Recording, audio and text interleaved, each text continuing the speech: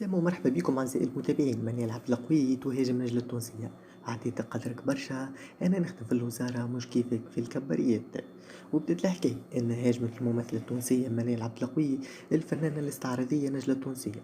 وقالت منال عبد القوي في تصريح عليها على قناة حنبال تصدمت من الفنان نجلة التونسية واعطيت قدرها برشا.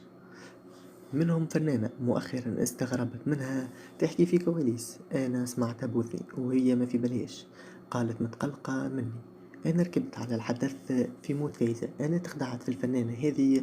كنت محليني معها. حبيتها من قلبي ومن بعد سمعتها في كواليس تحكي عليا. أنا وقلب. وأنا قبلها بشوية كنت نشكر فيك حسب تعبيره. وأضافت منال عبد القوي أن الأصدقاء الفنانين فما اللي انسحب هو من حياتي وفما اللي تخليت عليه أنا. أول مرة باش نقولها أنا سكرت الفيسبوك متاعي على الشيء اللي شفته في موت فايزة المحرسي الله يرحمها.